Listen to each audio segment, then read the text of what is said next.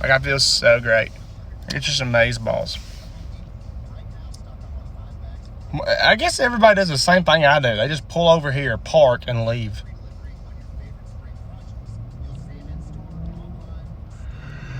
Oh, she's about to hit that car. Lord, woman, are you serious right now? Do I need to come over there and put that thing in reverse for you? Good, lands alive.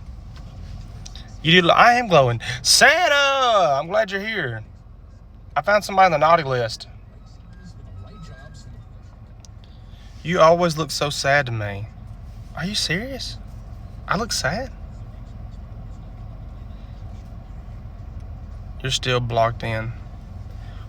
Y'all make crazy people. How long have you been a firefighter? 2 years. Of hamburgers to people. This is the, look, y'all gotta realize what I just read, okay? How long have you been a firefighter? 2 years. The next comment I see is of hamburgers to people. I don't know what we're talking about.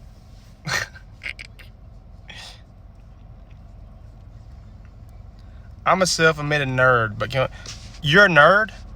Okay, I need to know, prove you're a nerd to me right now. And even though you got LSU, whoa, hold up. When I hit follow, it didn't say we were friends. Are you following me? There we go. Now it said friends. Let's see. That's not sad. That's tired. Yeah. Yesterday was a bad day at the fire department. Did somebody ask again if I'm going to the thing? I will not be at the show tomorrow. I will not be there. I'm sorry. Hey, yo. What's up, Whitney August? Mesa, follow the host. Thank you for following me. How does one prove their nerdiness? Their neediness? No, that's different than nerdiness. Like, if I was going to prove my nerdiness, I'd be like, you know what, bro? I'm done with Pokemon and some Dragon Ball Z, some Yu-Gi-Oh! Every now and again. You know what? Some people will clarify that as being a nerd. Sorry, dude. No need to apologize. Do you work every 4th day? I work every 3rd day. Sorry you had a bad day. Yeah, yesterday was terrible. Carrie, what's up, bud? Sha-la-la-la-la-la-la.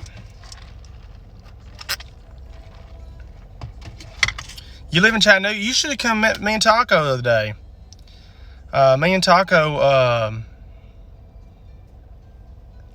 okay, I like this question. I don't like this question, but I like this question because I get to explain my thoughts on this question. It says, are you a volunteer as well or just full-time? Here's the deal. Like, I don't understand why people ask that question. Like, there's not a... Because it's like they separate the respect level of it. You know what I mean? Like, if you're full-time, oh, you're an actual firefighter. If you're a volunteer, you're not. That's crap. Because I'm a full-time firefighter, okay? I get paid to do it. These people here, they leave their families, their kids, their church functions, their ball games, their life. They just drop it all to go to a stranger's house who's having a terrible day, and they try to make it better. I'm not getting on to anybody by me saying this. This is just me explaining this. So I'm not telling you not to do that. But if anybody ever says they're a firefighter, I don't care if you're a volunteer, part-time. I don't care if you've been there a day on the job. Wonderful. Good for you. I just never really understood that concept.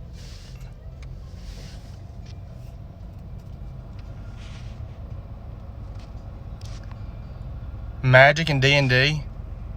I'm going to follow you anyway, even though I can't do that. You wish you were going? What's up, Swearing Sailor? Oh, hey there. Do you have to work 12 hours? No, I work 24 hours. I'm just asking. 1.21 gigawatts. That's my number. There you go. I'm just asking because I'm a volunteer. Oh, I understand. No, I understand the question. Like, I understand that. I'm just saying, like,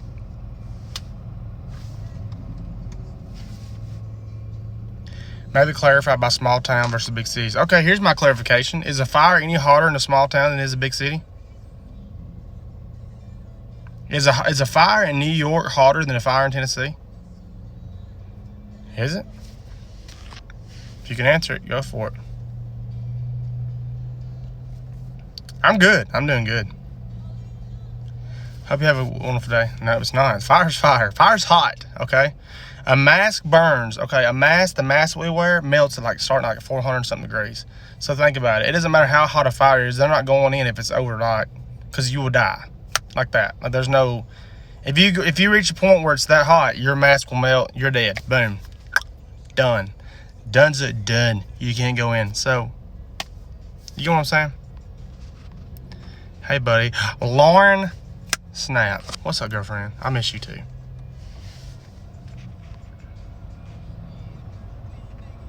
I'm full-time. I'm a full-time. And I did volunteer for the county, but I didn't do anything with it because I didn't really have the time to do it. How many guys on your shift? Right now, we're so far behind, it doesn't even, we're supposed to have 6 or 7, I think. That's great. Have fun. That Henley is on point. You like that? I love seeing you.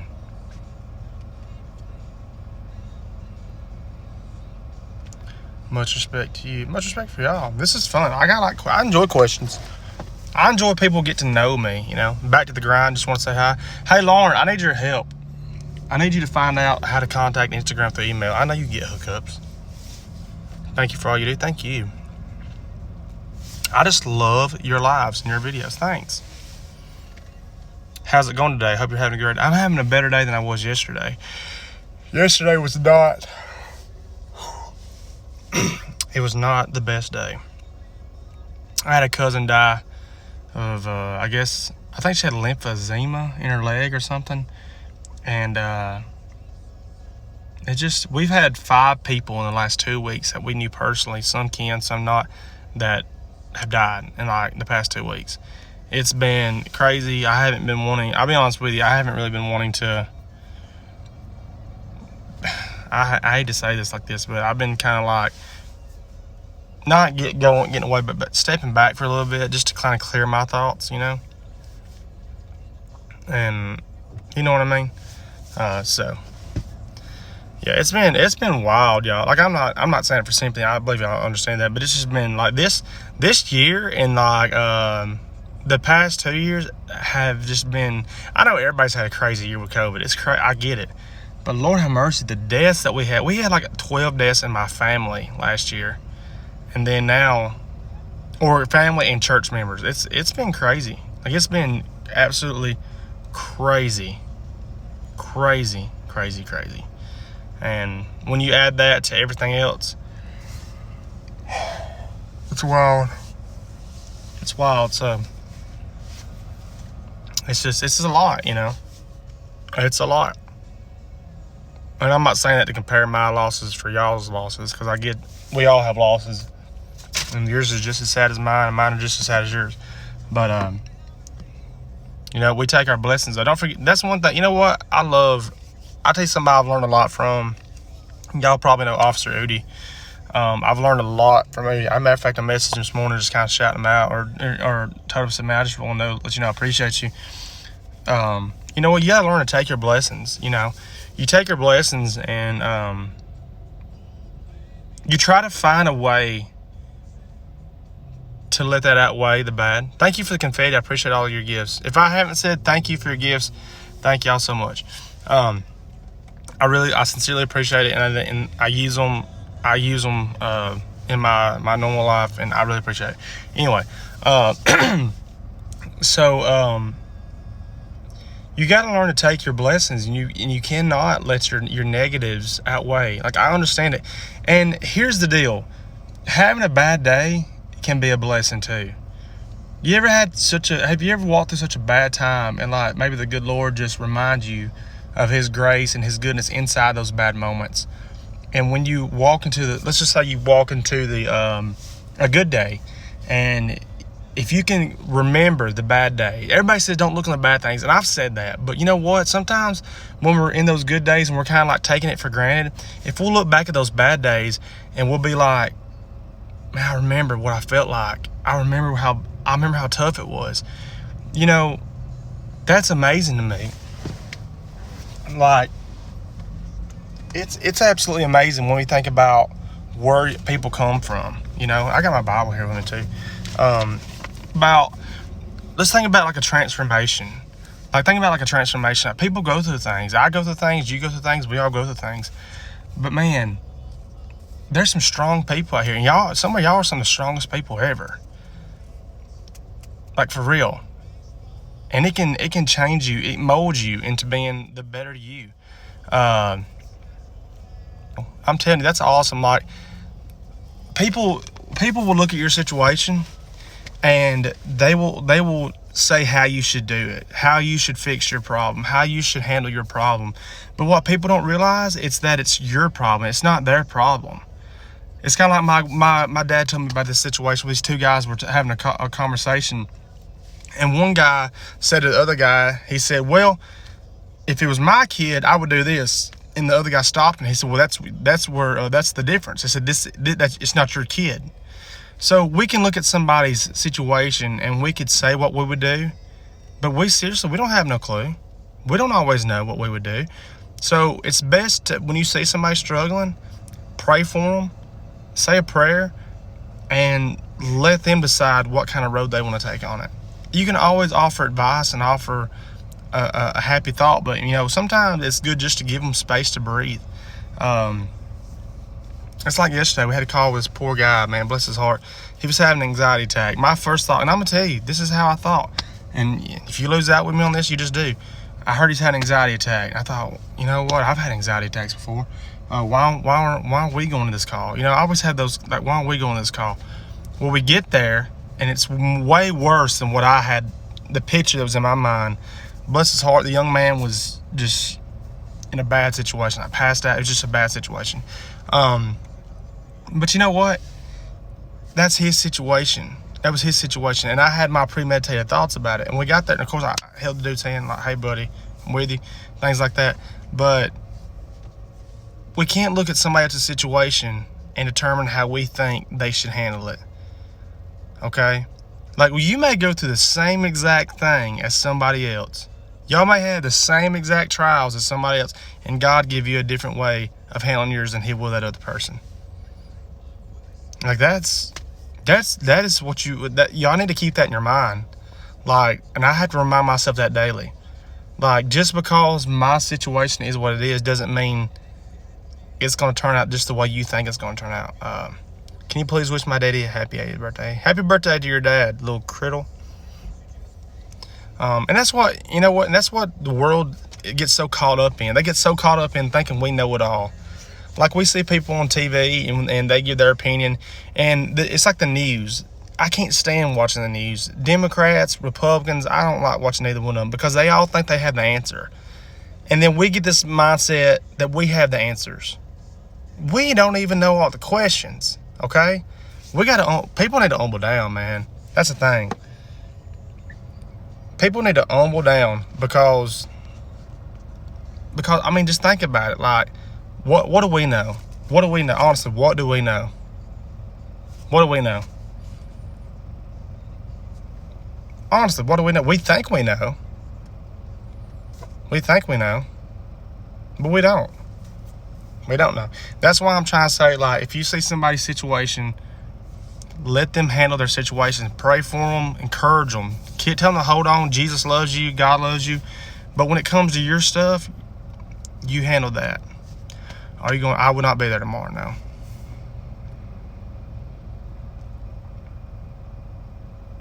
Yeah, you know what?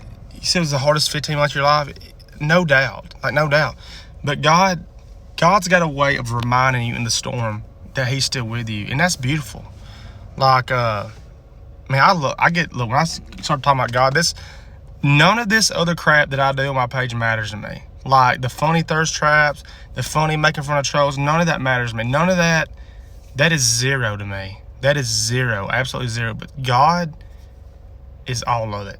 He's every bit of it. If I can encourage somebody that Jesus loves you, He died for you, and He's got mercy for you, that's what I want to do. I don't get too in depth in it. I just want to remind you. What you do with it is up to you. I'm not a preacher. I'm not a teacher. I'm just an encourager. I like to encourage people.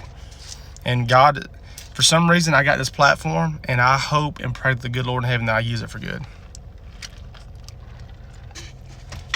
Yeah, I like that. Sometimes all you can do is lend a listening ear. Guess what? I've been in situations where I didn't need you to talk to me. I didn't need you telling me how to do stuff. I needed you to sit down. I need you to sit down. I need you to shut up. And I need you to listen to me vent. Okay? I need you to listen to me vent. That's what I need you to do. I don't need you to come on here and tell me, oh my goodness, I would have done this, I would have done that. No, that's not what I need. That's poison. That's toxic. I don't need that in my life. Too much medicine will kill you. Too much medicine will kill you, okay? And you might not be prescribed the same thing I'm prescribed, all right? So I need you just to chill for a minute and sit down, listen to me vent, and let's do that, okay? Let's just chill. Let's just chill. Like that's, yeah, don't overdose people. Don't overdose people. I find it helpful to ask if someone, if they want me to just listen or if they want advice or help. My thing is this. If you come to me in a conversation and I realize that this is just something you need to talk on, I'm gonna kick back. I'm gonna relax. You might not even think I'm listening, because in all reality, you're not wanting my approval or my disapproval. You're just needing to get that poison out of your head. I might be like it's right here. I might not even look you in the face when you talk to me, but I hear what you're saying. Like I hear what you're saying. You know what I mean? There's different ways of being a help, and I want to use this. I had a conversation with somebody, and I never bring my private conversations with friends into. I never bring names. I'm a very private person. If you got a problem with that, you just have to deal with it. That's just how I am. I never bring names into it unless it's like Udi or something, because y'all all know how I give advice, or Udi gives, the advice he gives or the lessons he tries to teach. I don't care to say his name because everybody kind of knows who he is. But I had a friend ask me, and she was saying, how do you know, or what if God sent you the right person? What if God was to send you the right person in your life? And I can't remember exactly the way the question was worded or whatever, but my response was this. So many people are so caught up in looking for the right person. They're so caught up in, I just want that right person in my life. Scratch that. Scratch that. What if we were focused on being the right person? And I'm not talking about relationship status. I'm talking about being a friend, being a neighbor. What if we did that instead? What if instead of me trying to look for the next date, me trying to be on the next, invited to the next big thing, what if I just started being the best I could be and treat you with the most respect that I have, and let you know, hey, I'm on your corner. I'm in your corner. What if we did that instead? That's my only goal. When I tell people that I'm married to the streets, it's funny, but that's my way of saying I'm not looking for no love. I'm not looking for no girlfriend, nothing like that. Okay, I'm not after that. I'm not after that. I could care less about that. I care about being a good dad, a good son, and a good servant of God. That's what I'm after. Okay, and I mess up on every one of those. I'm not the best. I don't claim to be, but I'm me, and I'll stand before God one day, or I'll stand before Jesus one day, and He'll know it. He'll know it. Okay, so He'll know what I've done, if it's right, if it's wrong. You know what I mean? Do I have a kid? Yes, I have a kid. Check this out. And said in the prayer of faith, I've heard that my whole life. In the prayer of faith shall save the sick, and the Lord shall raise him up. And if he have committed sins, they shall be forgiven him.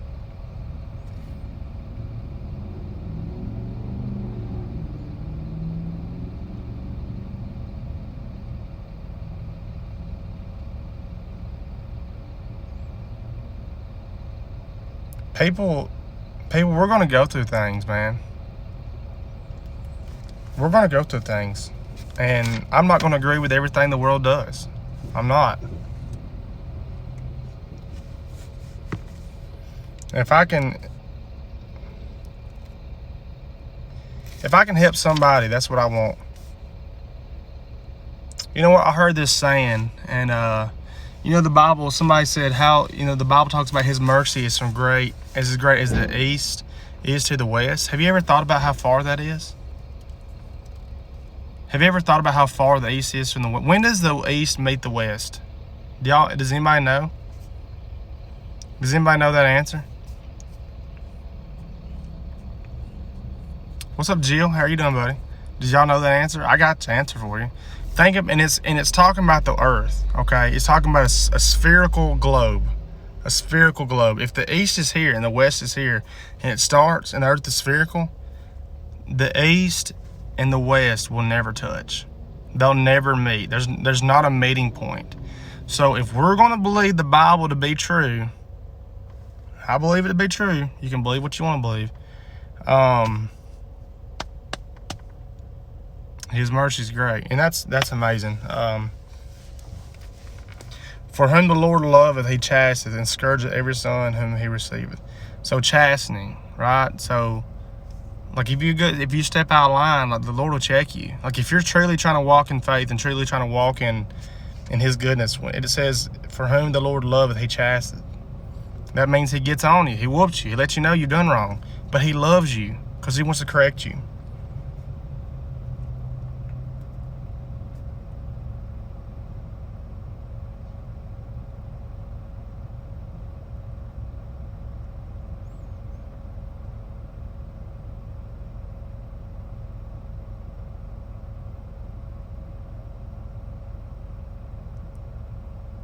Here's a good one.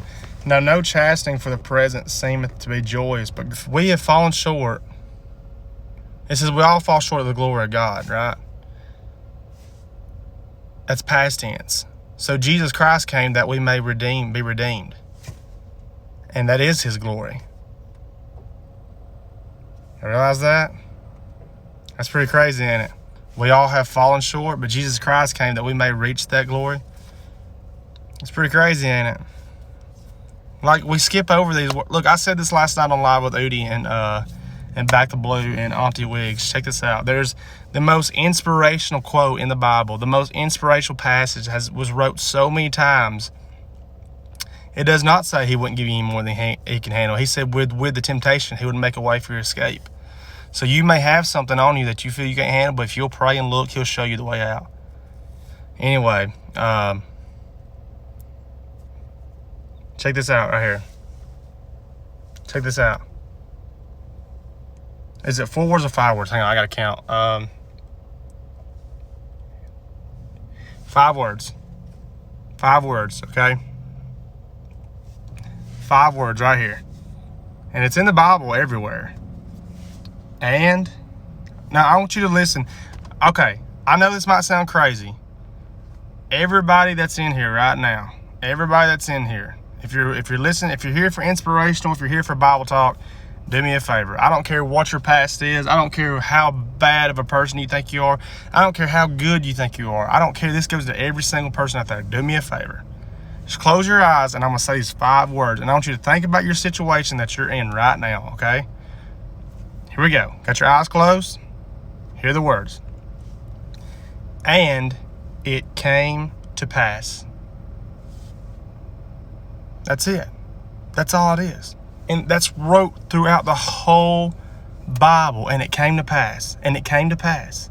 And it came to pass. It came to pass. And it came to pass. Dude, I got a hold of that one day. I was in such a low place. Like, my mind, I was beat to a pulp. I was beat to a pulp. And the glory of God, I mean, I'm telling you, I was beat to a pulp. And I was done. I didn't think I was going to make it. I didn't think I could come out of it. I didn't think, I'm going to cry right now, dude. I didn't think I could ever see the light of day again. I didn't think I would smile again. I didn't think, there was a time in my life that I didn't know how to smile through pain. I had to learn. And I opened my Bible one day looking, I was searching for something. I was like, Lord, give me some kind of answer. Give me some kind of like reassurance that I can make it. And I read, and it came to pass. And my mind just went, I just stopped. I just stopped. And it registered. You ever have something like you just click, and it just gives you that, I overthunk it. I was overthinking. And it came to pass. And it came to pass. Please do these as Okay, I will. I've done a little bit before, but I need to get back into it. I don't want to get back. I don't want to get away from who I really am. So I'm at like you just called me out on that. So I'm going to do more of those. Thank you. But it came to pass. It came at 5 words. It came and because you got to have that and. Because if I say, let me just say this. My day's so hard. My cousin died yesterday. Work was terrible. I was sore. I was beat down. I was broken. I couldn't get comfortable. I'm just using this for example. I lost a family member. My money that's in the bank is gone. I don't have this. What am I going to eat tonight? And then add that at the end of your sentence. And it came to pass. That worry that I was troubled with, that fight that I was fighting, that worry I was facing, and it came to pass. It came to pass. So it's gone. That trouble that kept me up at night, that worry that kept me up at night, that trouble that I lost sleep over, that trouble that I couldn't eat, I was depressed, that beat me down, and I lost so much weight because I was so worried about what my next step was going to be. That left. It came to pass like that. Are you serious right now? Are you telling me that that's gone? And you look around, because we're human, right? So we look around and we're like, this can't be real. Like, there's no way that this trial's over. There's no way that this trial is over. There's no way. It can't be over. There's no way. And you look and you're just like, I got goosebumps, y'all. And you're like, God, you done this. You remembered me. You remembered me. You remembered me. Guys, that's beautiful. That he would do that.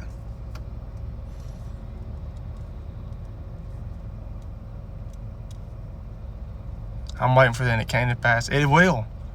Just take what you're in. Hey, do this. I don't know if some people like to write stuff down. Do this.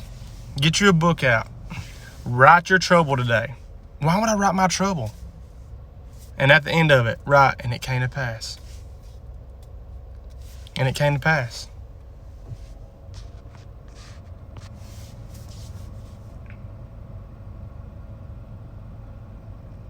I'm glad you're here. I really am. I try to be as real as I can be, and my favorite topic of all is encouragement and God's goodness, because He's been good to me. I needed this. There's nothing better. Y'all, growing up, I got into drugs. I got into alcohol at a young age. My mom and dad don't even know that. I got into such a bad shape at a young age. And I learned to knock at my heart that if I wanted the good Lord to give me the Holy Ghost or Holy Spirit, whatever you want to call it, it was my invitation. It was my invitation. And I accepted that invitation. And since then, me and him have had a